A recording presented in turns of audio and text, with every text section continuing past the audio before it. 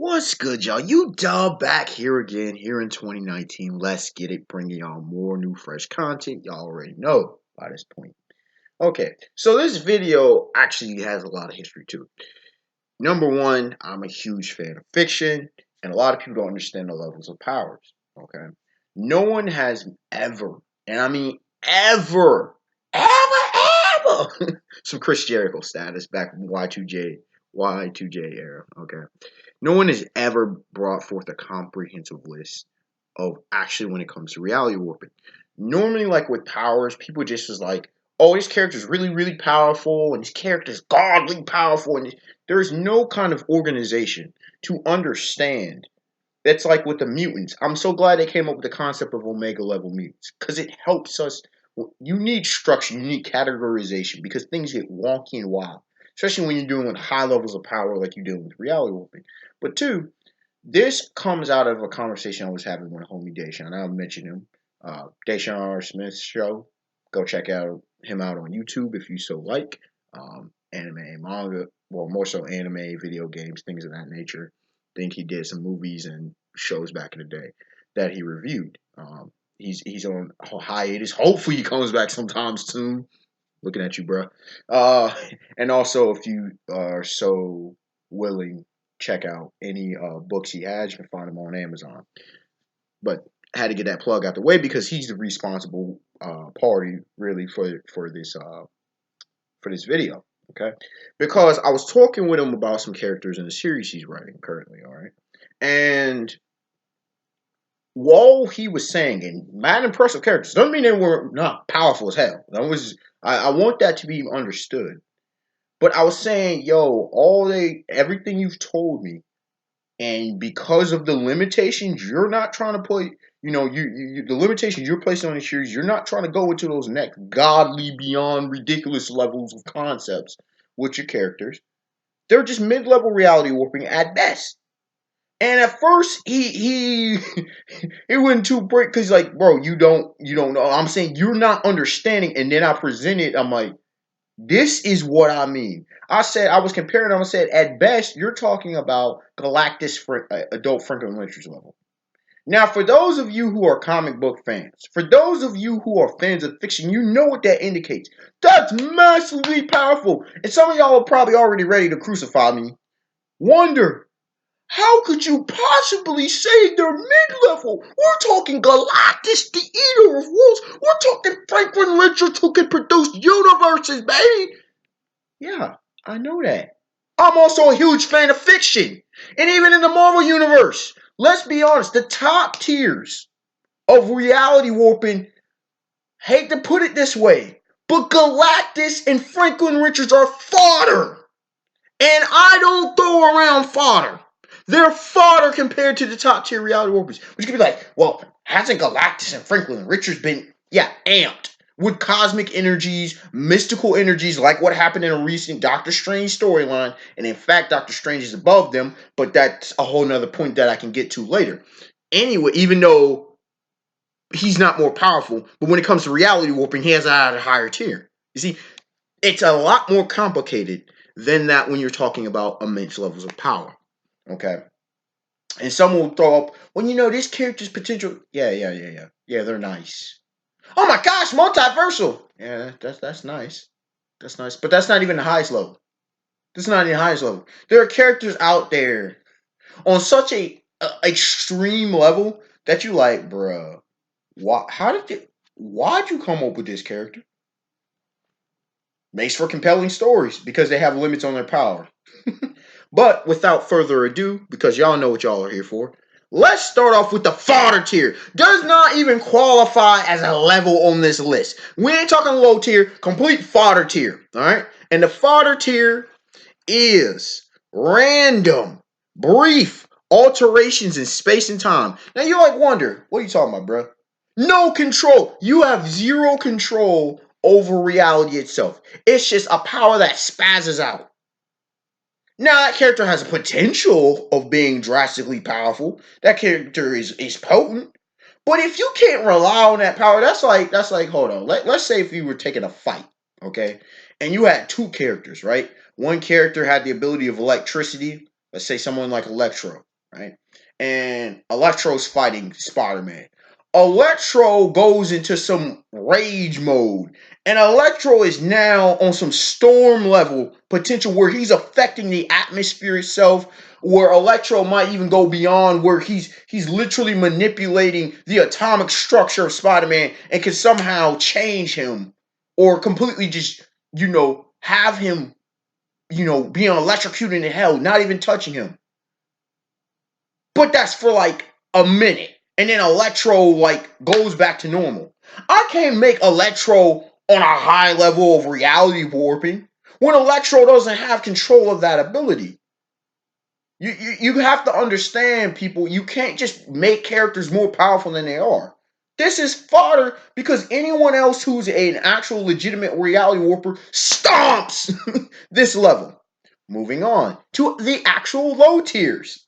Just because you're a low tier doesn't mean you're not powerful. All right. It's just like just because you're not high ranked amongst players in the world. Let's say if you were playing in video games or amongst, let's say, there's someone's a pro boxer and they're ranked like 30th. That doesn't mean that pro boxer is not legitimate. That just means that they're an absolute monsters. Like he's a monster in a sea of absolute monsters. Like he's just not on that level yet. See what I'm saying?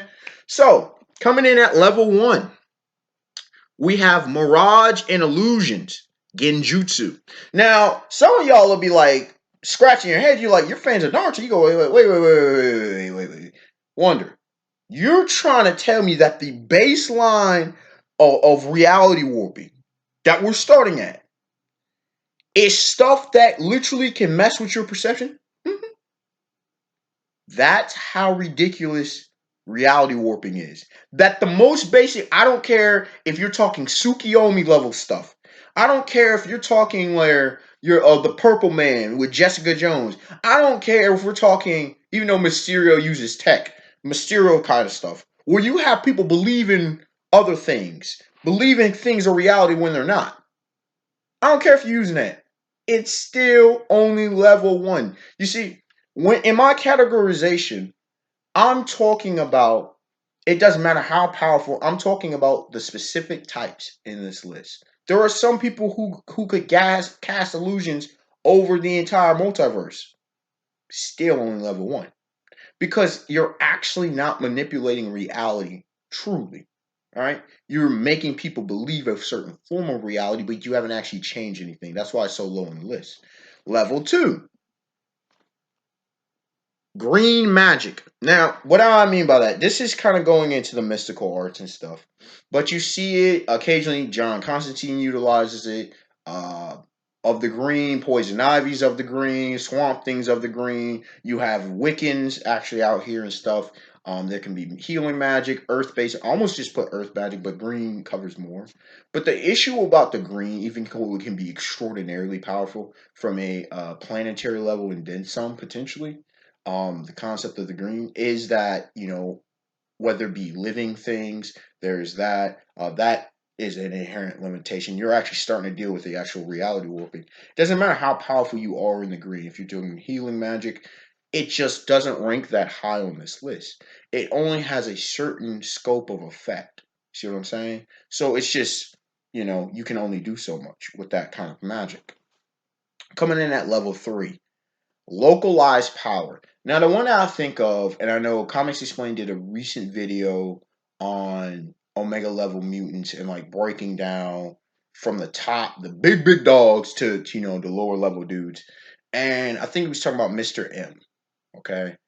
I always forget Homeboy's name, but you have people that have localized power. They can control like practically everything in their own zone or whatever. And while it's stupidly potent, and against most people, most people are fodder compared to them. There are ways to get around it, as well as the fact that again it's only localized. Let's say you were all powerful in an area of 10 feet. Well, what happens if someone shoots you at 100 feet? Yeah, you might be able to stop the bullet, but if you're not paying attention, like it depends on the level of power. So again, it's just really powerful stuff, but it just doesn't compare to the rest on the list. Coming in at level 4, gag power. Now you can say anywhere from Arale, even though she's more physically power based. Saitama, even though he's more physically power based.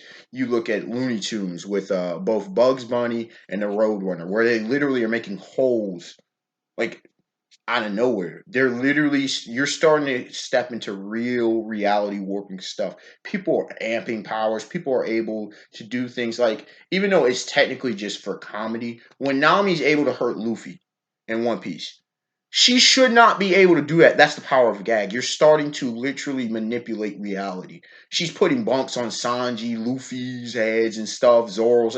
Like, she can't do that. But that's the power of gag. But a lot of people overblow it. They're like, haha, that means they're. No.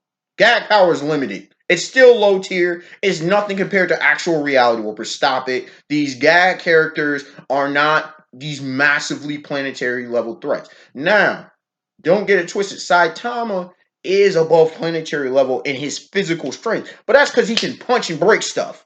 Right? He can bust your shit. That doesn't mean Saitama is an actual powerful reality warper. See the difference? But he does have some gag power to him. So I threw him in there as an example.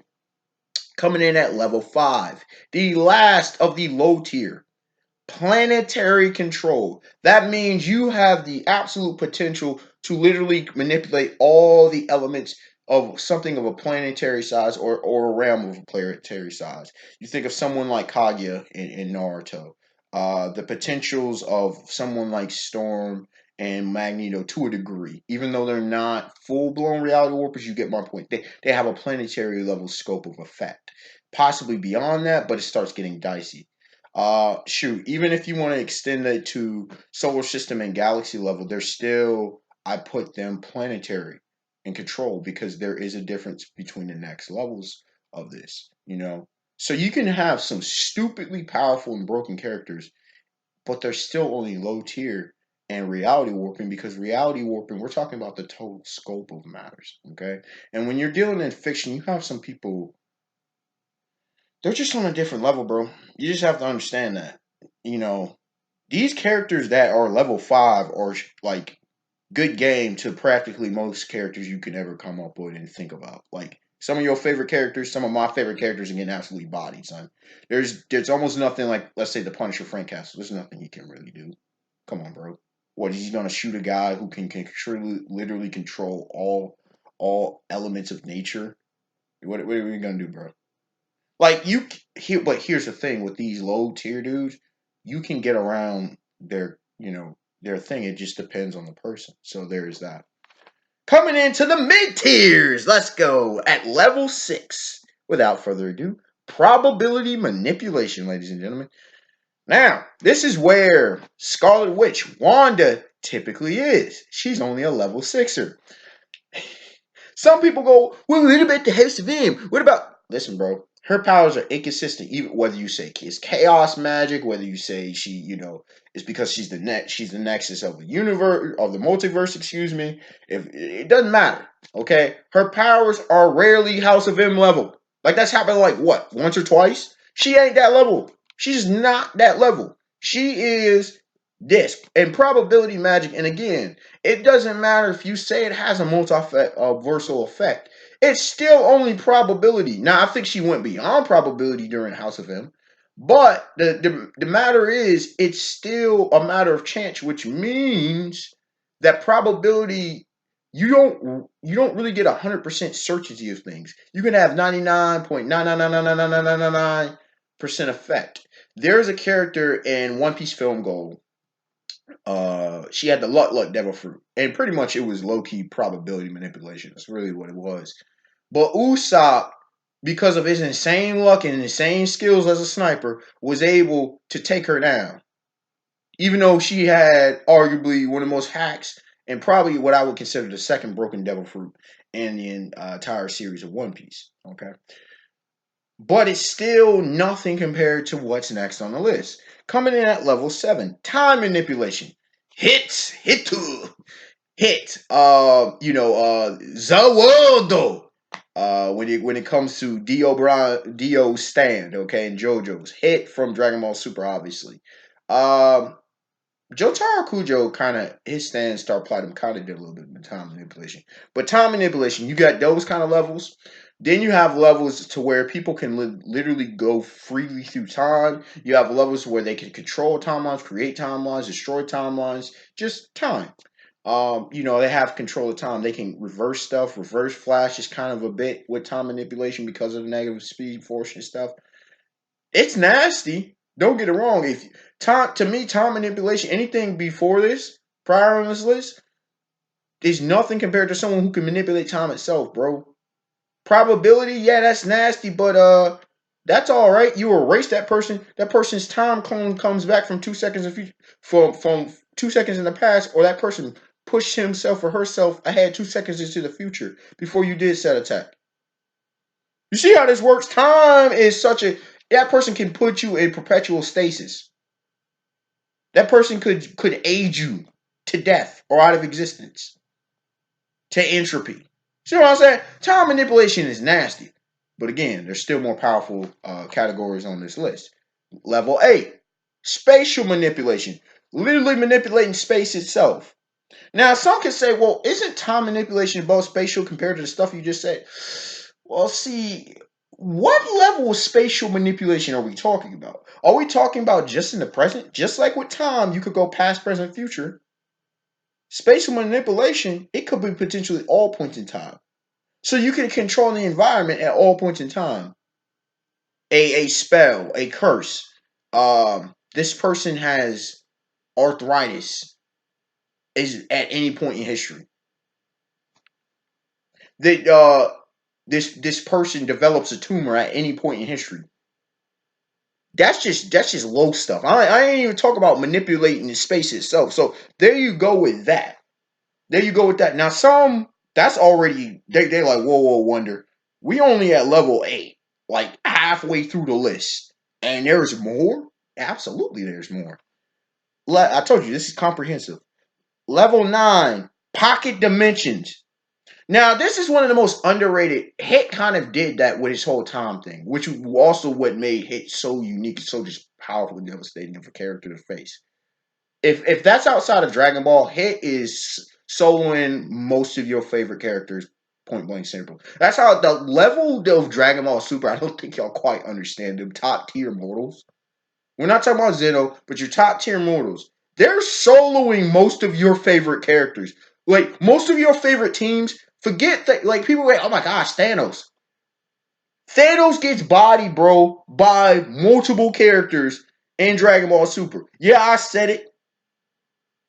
Galactus gets bodied by multiple characters in Dragon Ball Super. But that's a whole other topic of discussion. The point I'm mentioning, pocket dimensions. You have Nove in Hunter x Hunter, where he literally opened up a dimension, to store things. It was his Nin ability, right? You can go to that level. You can go to where outside of space and time. You've done people that have created universes have been destroyed, but that person created a pocket dimension and saved everybody.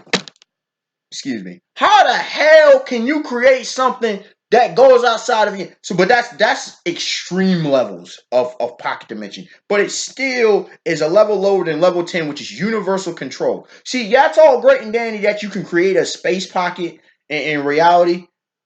But if someone, and this is actually where Galactus, this is the top mid tier, okay, where Galactus, Franklin Richards, and those type are, okay, probably Eternity, and a lot of those cats, what level they are.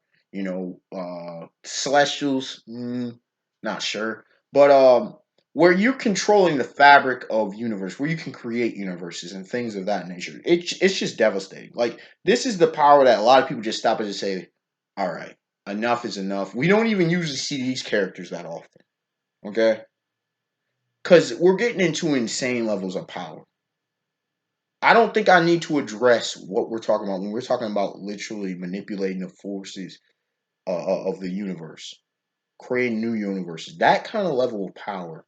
Most of your favorite characters don't even try to bring them up in a death match against someone with that level of power. They can lose, but it's normally it takes massive amps, and it takes from beings who have way more immense power than you do. Now we go into the level of the top tiers.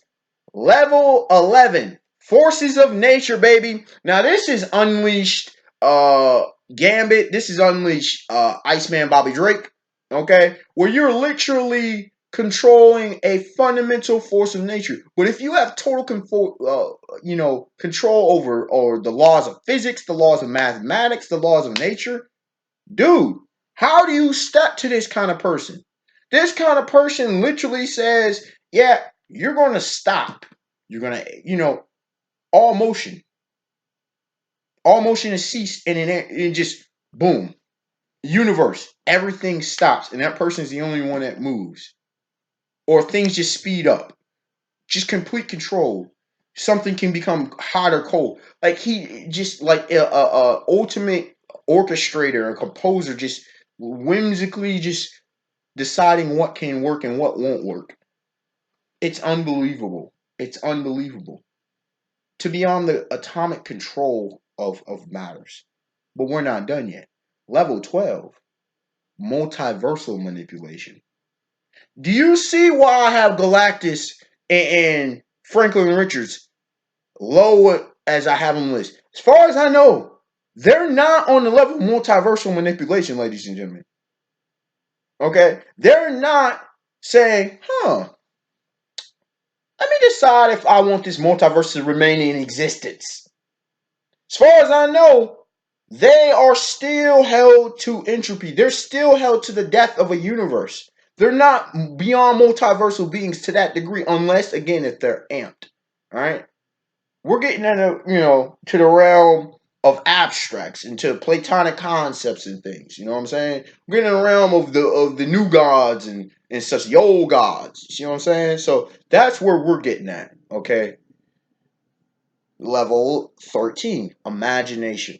There is, you could say, let's see, how is it? The fifth world, the sixth world, fifth and sixth dimension in DC Comics. You start getting into these kind of things. But even probably beyond, I would say this one is beyond Mr. Mistopidalic. Even though they live in the realm of sixth level. See what I'm saying? Sixth dimension kind of transcends them. Even they say it's sporadic.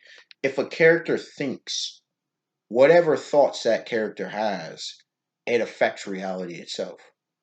If that character, for example, wanted to change somebody's sex, if that character, for example, wanted to make something seemingly come out of nothing, okay, thought itself, which is extremely extraordinarily potent. That is stupid when you take it to its logical conclusion. But we're not done yet.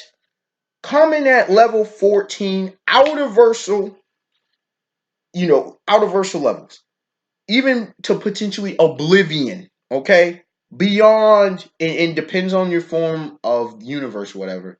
Oblivion exists outside, it's beyond the living universe. Beyond the realms and beyond realms and things. You have the beyonders, you have the beyonder, the counterpart to Molecule Man, Owen Reese. We have that. You have literally Oblivion in Marvel Comics. You have, beyond this is kind of going into the realm of what is it? Oh, not the bleed. I'm trying to remember. The over monitor and stuff. You're getting into that levels of stuff, okay? Where even the living tribunal, like we're getting into that highest echelon of characters. All right, we're getting into metaphysical aspects. Questions about reality itself, the very foundations and fabrics of reality. This is beyond any little universe. We're talking characters like Lucifer Morningstar. We're talking Michael. We're talking those kind of cats. If you know Vertigo, for example, we're talking probably like the Endless. The Seven Endless. We're talking them, Death, and all that. But we're not done yet. Almost, but we're not there yet.